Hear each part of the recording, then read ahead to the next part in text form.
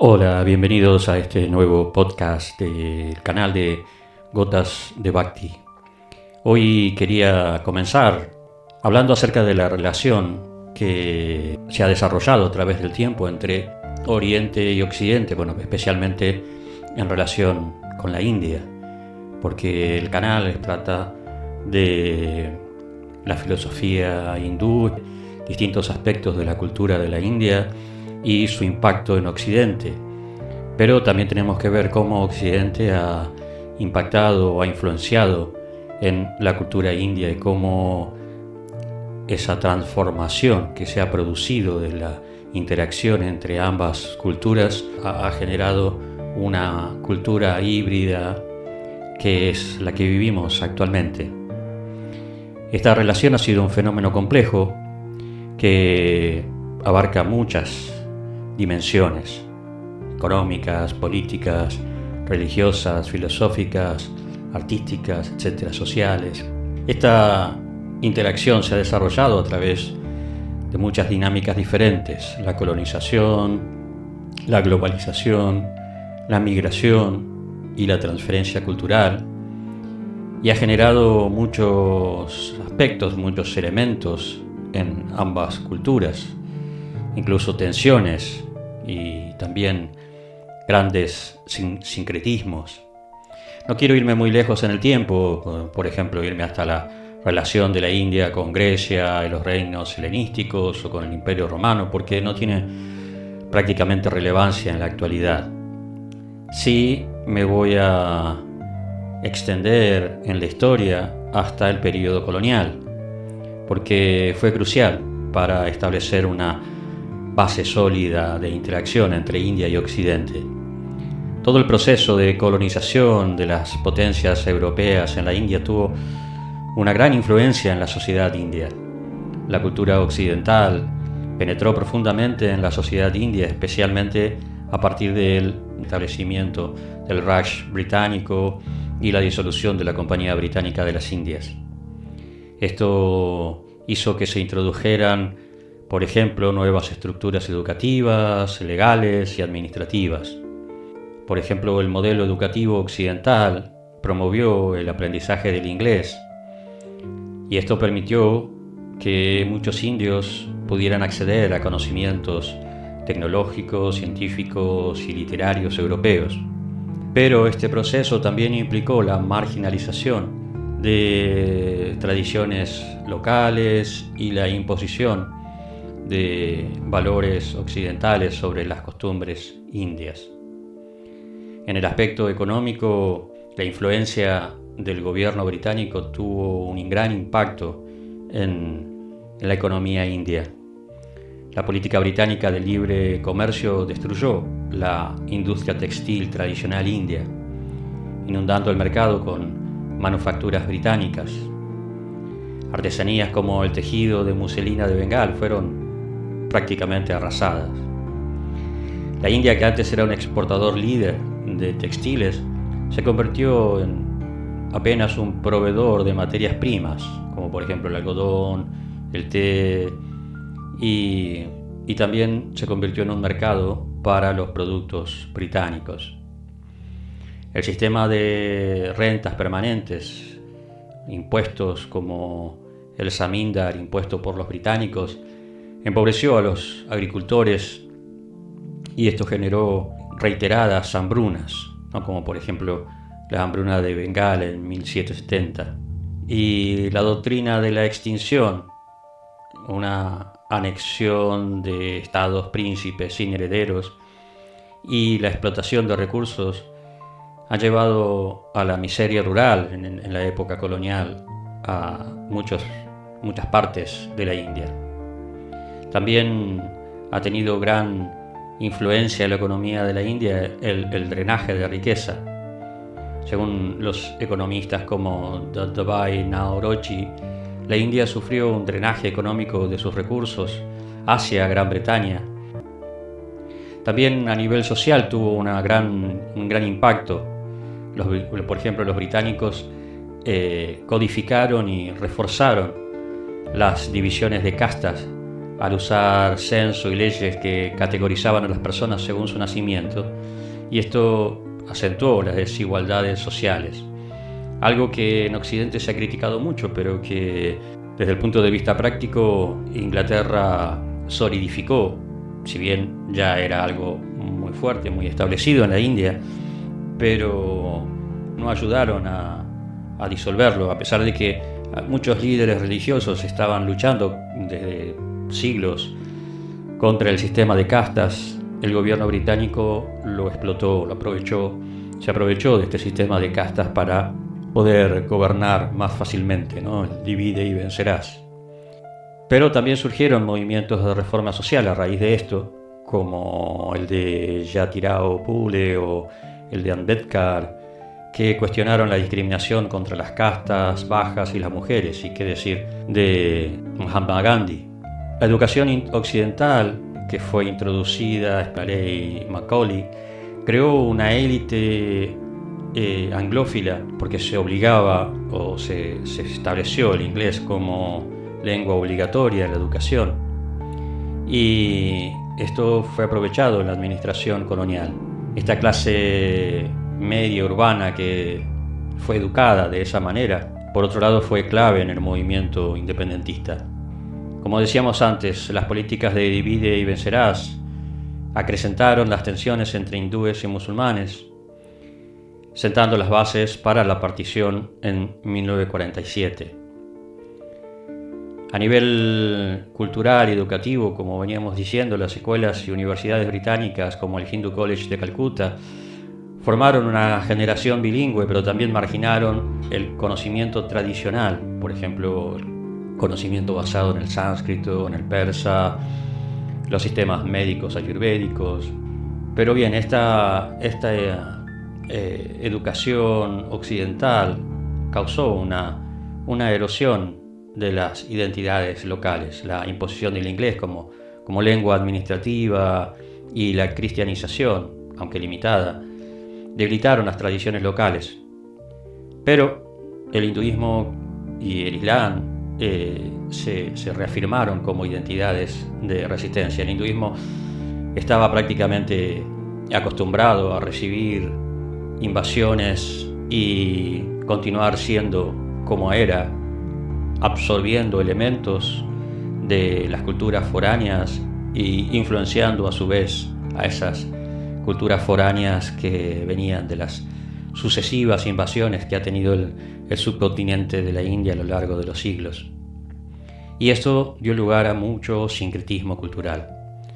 Surgieron movimientos como el Brahmo Samaj, que era una reforma religiosa que trató de volver a las raíces védicas desde un punto de vista particular. Y, por ejemplo, el teosofismo, que combinaba ideas orientales y occidentales y dio lugar a personalidades importantes en el desarrollo cultural de esta combinación India y Occidente. A nivel administrativo, los británicos dejaron un sello muy fuerte, muy marcado. Crearon una administración unificada con burocracia, ejército, sistema legal centralizado, que después la India iba a heredar, porque la India en realidad hasta ese momento nunca había sido un solo estado, siempre había sido un conjunto de reinos, algunos más grandes, que habían tenido más influencia en otros, pero siempre estos diferentes imperios que se fueron alternando en la India desde la antigüedad dieron libertad a los reinos sometidos en cuanto a la administración. Pero los británicos, como estaban acostumbrados a un solo gobierno, centralizaron esa administración. Y luego la India, cuando se independizó, heredó ese sistema, que es bastante complicado en sí. El Código Penal indio y el sistema judicial se basaron, por ejemplo, en los modelos británicos. Esto dio origen al surgimiento de un nacionalismo y resistencia, porque lo que los indios querían, en particular el Congreso Nacional Indio, y el Partido Musulmán era una participación en la administración, pero como no se les dio esa posibilidad, directamente buscaron la independencia. Entonces, liderados por figuras como Mahatma Gandhi, Jawaharlal Nehru o Muhammad Ali Jinnah, fueron quienes dieron más fuerza y lideraron esos movimientos independentistas.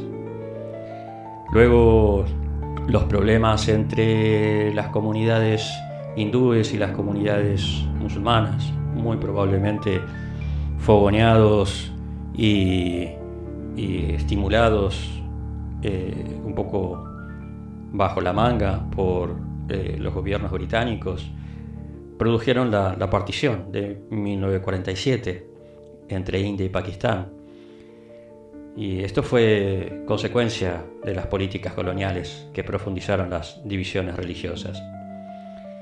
A nivel demográfico y urbanístico, también la colonia tuvo una gran influencia en la India. Entre 1850 y 1947, por lo menos 30 millones de indios murieron en hambrunas producidas por las políticas coloniales.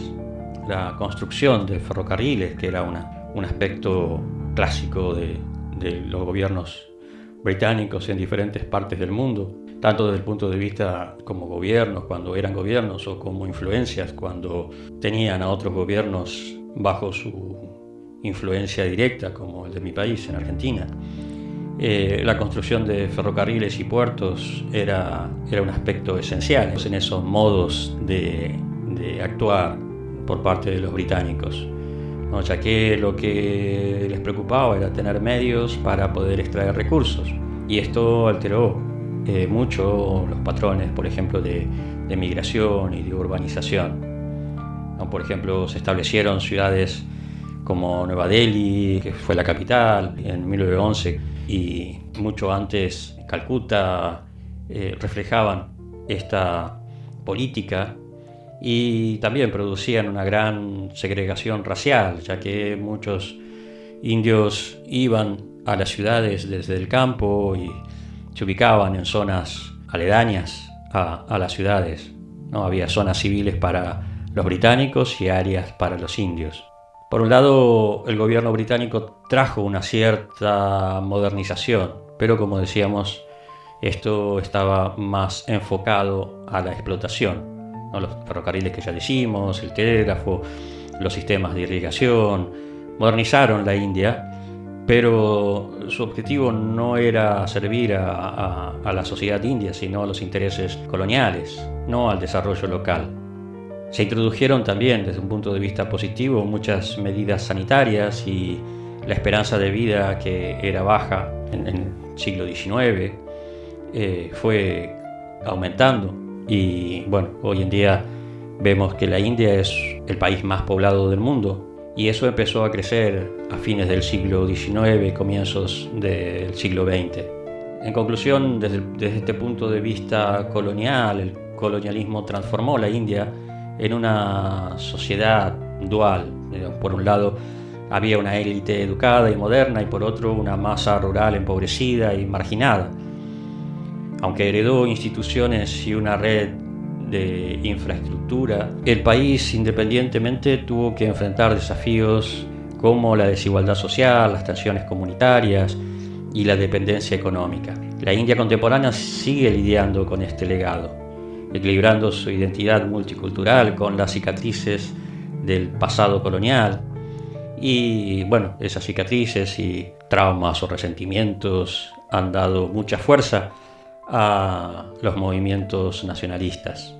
Por ejemplo, la resistencia al colonialismo, ¿no?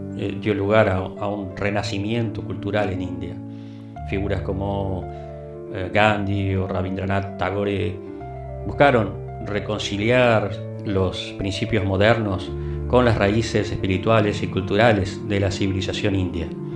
Gandhi, por ejemplo, utilizó conceptos como ahimsa, no violencia, y satyagraha, la insistencia en la verdad, inspirados en el hinduismo y en el jainismo, pero adaptados a un contexto político moderno que resonó incluso en movimientos globales de derechos civiles como en el caso de Martin Luther King o la influencia que tuvo en Mandela y muchos otros.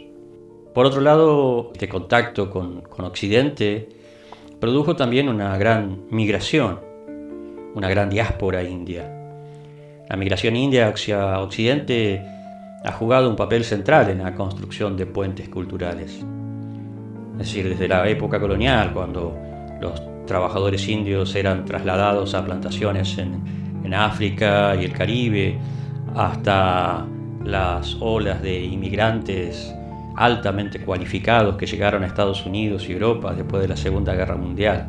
La diáspora india siempre ha contribuido significativamente a la diversidad cultural de esos países. Encontramos esta influencia y esta marca india en Sudáfrica, en Panamá, en Estados Unidos, especialmente en Inglaterra y hoy en día en muchos países de Europa. En Occidente, las comunidades indias han mantenido vínculos fuertes con su herencia cultural a través de festivales religiosos como el Diwali o el Holi, la construcción, la instalación de templos y asociaciones culturales, y al mismo tiempo han integrado aspectos de la cultura local, creando formas de identidad híbrida.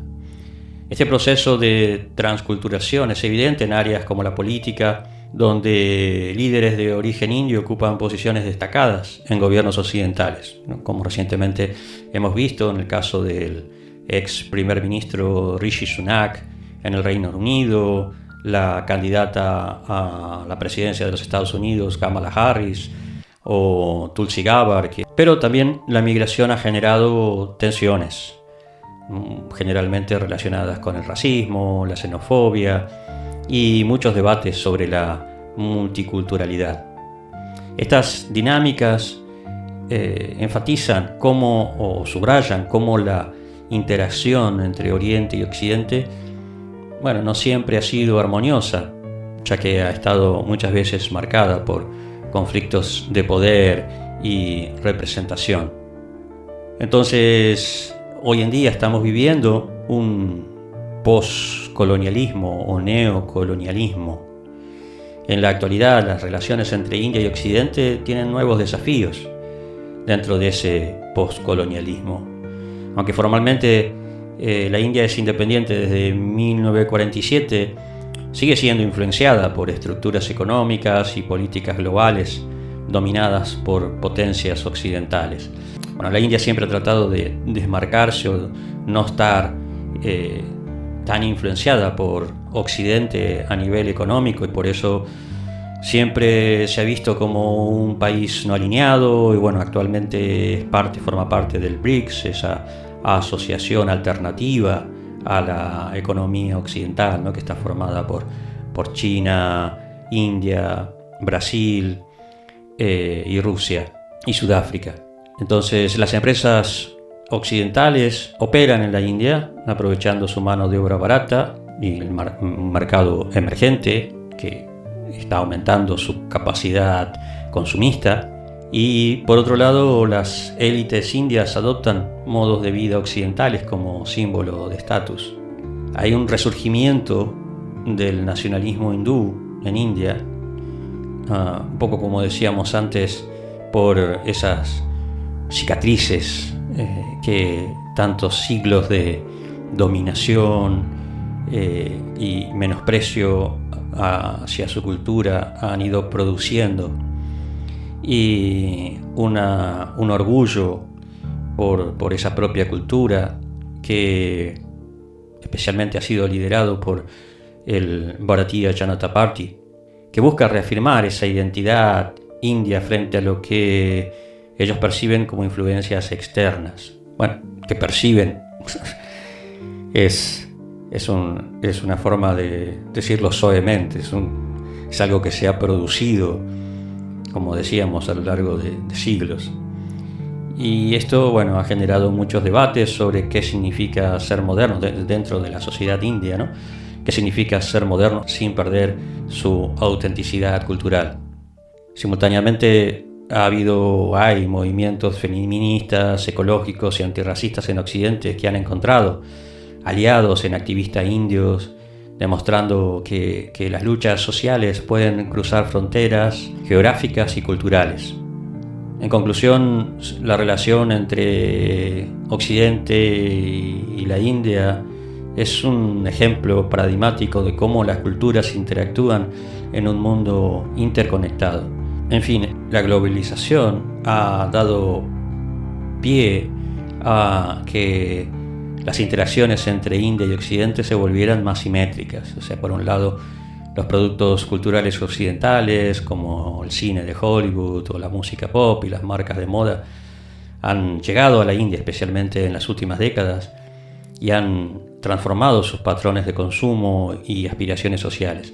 Y por otro lado, la cultura india también ha dejado su huella en Occidente, ¿no? El cine de Bollywood ha ganado mucha popularidad últimamente a nivel internacional, no solo entre las comunidades indias en el extranjero, sino también entre las audiencias globales, ¿no? Por ejemplo, películas como Slumdog Millionaire o Lagan han ido introduciendo temas y estéticas indias a públicos occidentales, ¿no? Artistas como Ravi Shankar llevaron la música clásica india al escenario mundial, y estas influencias se han visto reflejadas en muchísimos músicos occidentales, ¿no? Especialmente el caso más paradigmático es el de los Beatles, con George Harrison a la cabeza como el que ha adoptado más la música india.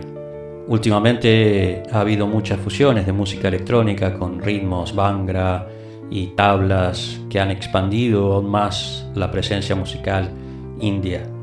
Pero en donde más se ve la influencia es en la espiritualidad india en Occidente. En el siglo XX la espiritualidad india comenzó a tener un impacto profundo en Occidente, especialmente durante las décadas de la contracultura, ¿no? En los 60 y en los 70. La búsqueda de alternativas a los valores materiales y consumistas propios del capitalismo occidental llevó a muchas personas a explorar prácticas y filosofías orientales como el yoga o la meditación, el budismo tibetano y el hinduismo. La espiritualidad hindú ha tenido una influencia profunda y multifacética en Occidente, desde la filosofía y la literatura hasta las prácticas cotidianas de bienestar y desarrollo personal. Su impacto se ha desarrollado a lo largo de prácticamente 2 siglos y se ha ido adaptando a contextos culturales y generando un gran sincretismo.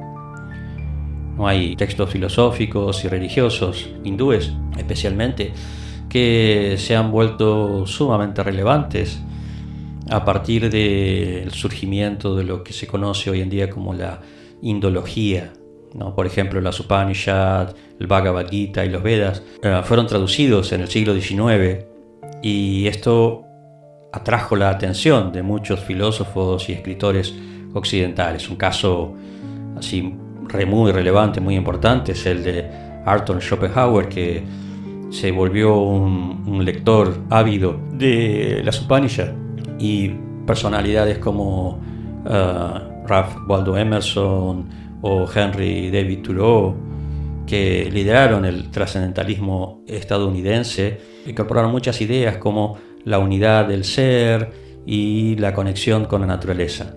Aldous Huxley popularizó el concepto de la filosofía perenne, inspirado en las enseñanzas hindúes. Pero a nivel popular también ha tenido un gran impacto, ¿no? Por ejemplo, conceptos como el karma, la ley de causa y efecto, el dharma, el deber ético, la reencarnación, la liberación espiritual, moksha, se fueron integrando y cada vez más se conocen en la cultura occidental. La idea del yo universal, el Brahman, también influyó en corrientes psicológicas y espirituales como la de Carl Gustav Jung. A lo largo de los años, finales del siglo XIX, comienzos del siglo XX, distintas personalidades comenzaron a difundir el mensaje de la espiritualidad hindú, ¿no? Comenzando con Swami Vivekananda en su discurso en el Parlamento de las Religiones de Chicago en 1893, que presentó al hinduismo como una religión universal y filosófica y atrajo a intelectuales y buscadores espirituales. Él fundó la Sociedad Vedanta en Estados Unidos y promovió la meditación y el estudio de textos como el Bhagavad Gita. Después, a mediados del siglo XX, comenzaron a aparecer muchos más maestros como Paramahansa Yogananda, que introdujo el Kriya Yoga en Occidente, Sri Aurobindo con el yoga integral, Maharishi Mahesh Yogi, que popularizó la meditación trascendental en los 60 y que tenía unos seguidores famosos como los Beatles, Sri Rajneesh o Osho, como lo conocen en las últimas décadas, que combinó la filosofía hindú con la psicología moderna y atrajo una audiencia contracultural. Pero especialmente a nivel más popular podemos encontrar a Seva Bhaktivedanta Swami Prabhupada, que fundó la Sociedad Internacional para la Conciencia de Krishna y llevó el Bhakti Yoga, el yoga de la devoción, a Occidente en la década del 60 y el 70, y que actualmente se ha ido difundiendo de una forma constante en todo el mundo. Entonces, todas estas corrientes, todas estas influencias que han venido de la India han hecho que muchas de las disciplinas se fueran haciendo cada vez más populares, ¿no? Especialmente cuando hablamos del yoga y la meditación, ¿no? El yoga pasó de una práctica espiritual a un fenómeno global de bienestar físico y mental. En Estados Unidos, por ejemplo, más del 10% de la población practica yoga regularmente. También la meditación mindfulness, que tiene su origen en el budismo, pero también tiene una gran influencia del yoga hindú, se adoptó o está siendo cada vez más adoptada en escuelas, en empresas como en Google o en Apple, y en terapias psicológicas. Entonces, toda esta difusión y popularización se ha desarrollado a través de retiros, se han establecido ashrams, se han establecido escuelas en todos los países, y bueno, actualmente con la difusión a través de las redes sociales está tomando más y más fuerza. Desde un punto de vista más amplio, más mundano, podríamos decir, social y cultural, encontramos la influencia de la India en escritores como Hermann Hesse, Jack Kerouac, bueno, ya hablamos de los Beatles, en el cine, en películas como La Matrix, en fin, hay una gran cantidad de ideas que se han ido insertando en el conocimiento o en la cultura popular. Esto ha dado también lugar a las críticas y a las controversias, ¿no? El tema de la apropiación cultural, ¿no? Especialmente la comercialización de ciertas técnicas como el yoga o la meditación, que muchas veces ignora su contexto espiritual y reduce estas prácticas que tienen su raíz o su base en conceptos filosóficos y espirituales, y los reduce a simples ejercicios físicos o técnicas de bienestar físico, ¿no? Hay una simplificación de temas y conceptos muy profundos, ¿no? Conceptos complejos como el karma y el dharma se fueron reinterpretando en Occidente, a veces perdiendo su profundidad filosófica.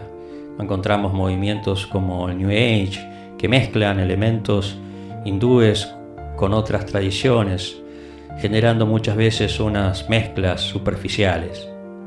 También ha tenido la filosofía y las ciencias védicas han tenido su influencia en la psicología, como mencionamos antes a Carl Gustav Jung.